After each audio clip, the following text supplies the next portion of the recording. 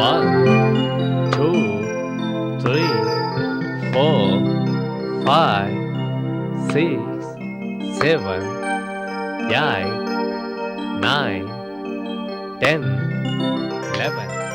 मालातम्मा, कौन है आप? आप कौन हैं? फनिंद्र मेरे जीजाजी हैं और रूपा मेरी बहन है। ओहो, तो तुम फनिंद्र के साले हो। आप कोई भी हैं, जरा संभाल के बात करिए। अरे तुझे क्या इज्जत देनी, मेरा बेटा इस घर का गोद लिया हुआ बेटा है। ओह, तो लक्ष्मीपति तुम ही हो। ओहो, तो मेरा नाम तक जान गए हो तुम। तुम्हारा नाम भी पता है और तुम्हारा चरित्र भी। ठीक से बर्ताव करोगे तो अच्छा रहेगा। कौन हो तुम और मुझे क्या मर्यादा सिखा रहे हो? जब घर पर कोई नहीं है उस समय आके औरतों पर अपना बर्ताव दिखाना बड़ी बात नहीं है। इज्जत से बात करो, नहीं तो मिट्टी में मिल जाओगे।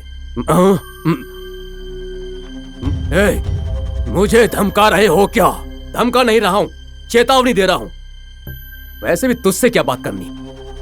अगर बुआ के सामने गलत बर्ताव किया तो मैं कुछ कहूंगा नहीं, करके दिखाऊंगा। बेटा रमेश, उससे क्या झगड़ा करना, वो तो पागल है। किससे क्या बात करनी है ये नहीं जानता। मेरी बात मानो, तुम अंदर जाओ। चलो जाओ अंदर। भैया अंदर चलो प्लीज, चलो अंदर। मर्यादा के बारे में हम क्या जाने मालातम्मा, आप ही जानती हैं। देखिए तो, घर पर आए मेहमान के साथ सुनवाना आपकी मर्यादा है। अगर उसकी जगह पर कोई और होता तो अब तक क्या हुआ होता पता है आपको? रहने दीजिए, मेरा बेटा कहां पर है? मुझे क्या पता, कल गया था यहाँ से, अब तक नहीं आया है। इससे ज्यादा मैं नहीं जानती। मतलब मैंने लॉयर के द्वारा नोटिस भिजवाया, इसलिए गुस्से में मेरे बेटे को छुपाकर मुझे धमका रही हो क्या मालातम्मा? तेरे बेटे को छुपाने से मुझे क्या मिलेगा? वैसे भी क्या वो कोई छोटा बच्चा है कि मैं उसे छुपा दूं? तेरे जैसी ही उसमें बहुत सारी आदतें हैं। क्या जाने कहाँ होगा, क्या कर रहा होगा। देखो मालातम्मा, वो कहाँ पर है, क्या कर रहा है, ये सब मुझे नहीं पता। मैंने कहा था मेरे बेटे को कल सुबह तक भेजना होगा। अब मुझसे ऐसे बातें कर रही हो। मुझे लगता है मेरे पास पुलिस स्टेशन जाके कंप्लेन देने के अलावा और कोई रास्ता नहीं है। सोच समझकर निर्णय लेना। मेरे बेटे को सही सलामत मुझे सौंपोगी या पुलिस स्टेशन जाकर जेल में रहना चाहती हो, सोच लो। चलता हूँ।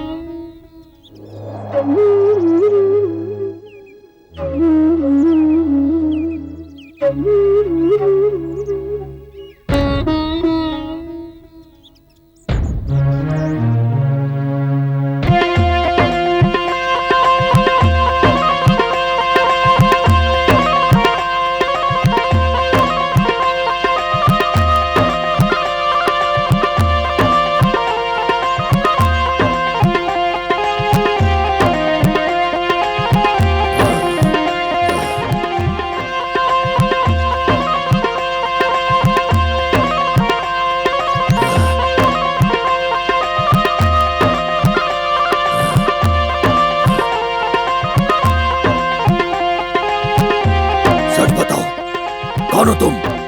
कौन हो तुम?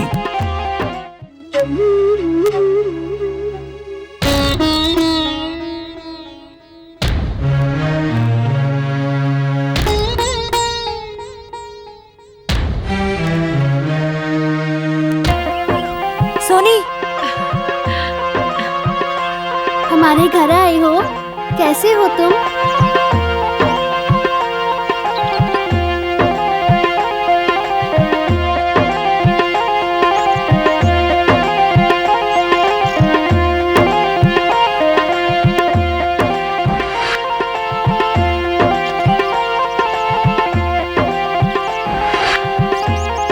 अब जाओ।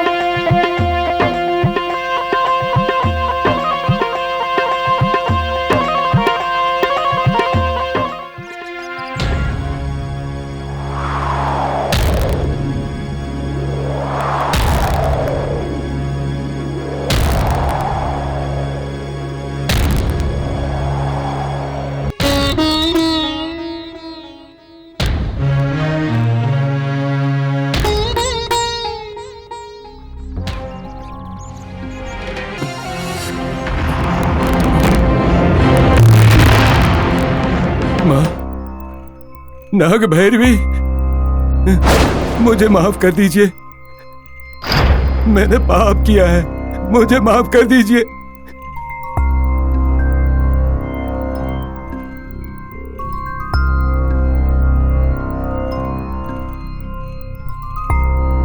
मुझे माफ कर दीजिए माँ, मुझे माफ कर दीजिए, मुझे माफ कर दीजिए। मैं आपके पैर पड़ता हूँ माँ, मुझे माफ कर दीजिए, माफ कर देना माँ। माँ, मेरे पैर मत पड़ो, मेरी दादी के पैर में गिर जाओ, उनसे माफी मांगो।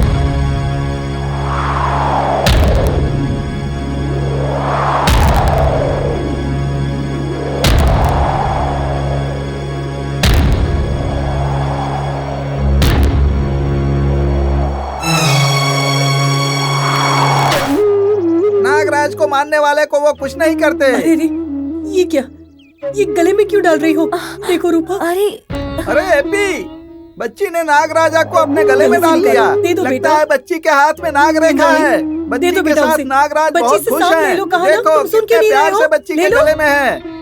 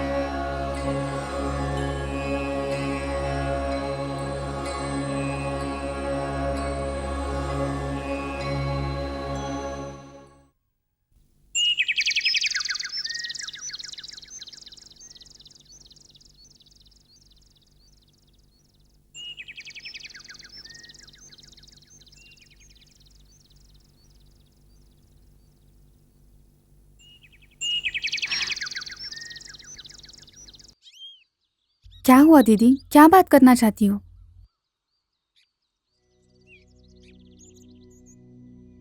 बोलो दीदी, क्या हुआ है? आप में से कोई भी मेरी फीलिंग समझ नहीं रहा है। तुम बोलोगी तब समझेंगे ना। माँ को बोला तो मजाक की तरह समझ के छोड़ दिया। हम ऐसे नहीं करेंगे। क्या है बताओ ना। हरी के साथ थोड़ी देर पहले चेस खेलने वाली सोनी नहीं है। फिर कौन है? ये तो कोई और है। क्या बोल रही हो भाभी, ऐसे कैसे हो सकता है? इंद्रानी ही चेस खेल रही थी ना। यही कंफ्यूजन है आपके और मेरे बीच। दीदी, आप कंफ्यूज होकर हमें भी कंफ्यूज कर रही है। बात क्या है? देखो मेरी बात सुनो। वहाँ सोनी की जगह किसी सांप को देखा था मैंने, और वहाँ पे एक बच्ची भी थी। सांप को और बच्ची को, दोनों को देखी ना? ये कोई मजाक नहीं है नीलू, मैं सच बोल रही हूँ। अरे मजाक नहीं है तो क्या है? कभी सांप बोलती हो, कभी बच्ची बोलती हो। क्या हुआ है आपको? आप ऐसा बर्ताव क्यों कर रही हैं? देखो मैं माँ की कसम खा के कहती हूँ, सोनी की कसम खा के कहती हूँ, मैं सच कह रही हूँ। मैंने सोनी की जगह वहाँ पे सांप को देखा है, एक सांप को देखा है। क्या हुआ नीलू? भाभी ऐसा बर्ताव क्यों कर रही हैं? दीदी को भी पंडित की बेटी की तरह स्किज़ोफ्रेनिया हुआ है शायद। किसी हाँ। डॉक्टर को दिखाना पड़ेगा। हाँ, लगता है किसी डॉक्टर को दिखाना ही सही रहेगा।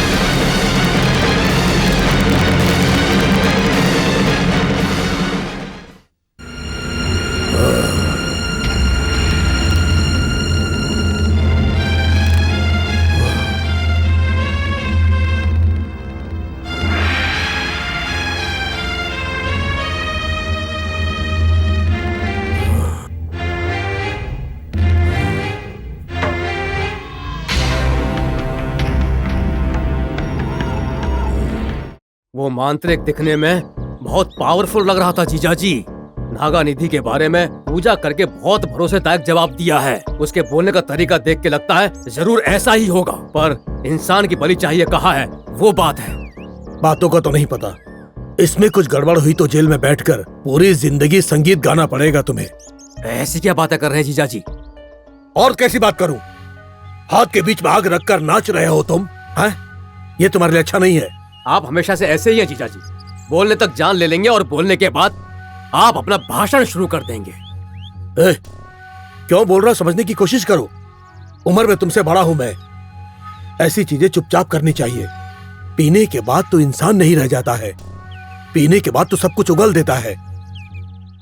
ऐसे विषय अगर बाहर आ गए तो तुम्हारी जान तक को खतरा हो सकता है। अरे वो मुझे नहीं पता है क्या? पता है, इसलिए 6 बार जेल जा चुके हो तुम। अब तो संभल कर रहो। उस निधि के बारे में वैसे भी बहुत लोग बातें कर रहे हैं। सुनो, हाँ, वो निधि सच में है। हमारी किस्मत अच्छी है तो पीढ़ियों तक बैठकर खाएंगे इतनी संपत्ति मिलेगी हमें, और अगर हमारी किस्मत खराब हुई तो सब कुछ बर्बाद हो जाएगा। अच्छा बोलने के लिए पूछा तो मुंह खोलकर गालियां सुनाई किसी ने मुझे। वैसा ही आपका बर्ताव है। तेरे कांड का नतीजा ये नहीं होगा तो और क्या होगा? और वो भी किसी और के कहने पर। साहब। कौन है? रामदास हूँ साहब। क्यों रे? मैंने जिस काम के लिए कहा वो कहाँ तक पहुँचा? काम हो गया साहब। शाबाश, उस रूम में रख के ताला लगा दो। ठीक है साहब। कौन है रामदास? वो सब आपको क्यों बताऊं जीजा जी? आपको पता है हर दिन बहुत सारे काम रहते हैं मुझे। बुलाया है तो 3-4 अच्छी बातें बोल के निकाल सकते हो ना। वो तब बोलूंगा जब तुम्हें टाइम मिले तो ना। फिर से अपना भाषण शुरू कर दिया। ए रुको, मैंने जो कहा उसका क्या हुआ? हो गया है साहब। हाँ, जैसा आपने कहा था वैसा कमरे में रखकर ताला मार दिया है। चाबी वहाँ रखो। ठीक है साहब। तुम थोड़ी देर वहीं रोको। ठीक है साहब। मैंने कहा ना, आप जैसा बोलेंगे वैसा ही करूंगा, ठीक है ना? तो फिर कल मिले हम। ठीक है, तेरी बात मुझे समझ में आ गई। और सुन, बड़े होने के नाते मैंने जो बोला उसे भूलना मत। बिल्कुल नहीं बोलूंगा। मैं चलता हूँ। ये रामदास है। अरे इस रामदास को तो देखो, ये तो दिखने में राक्षस जैसा लग रहा है। इसकी रक्षा अब भगवान ही करेंगे।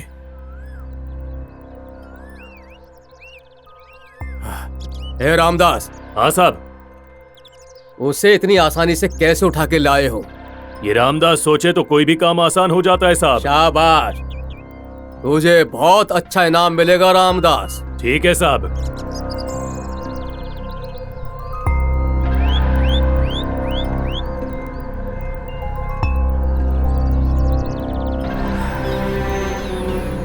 आज की रात इंसान की बलि।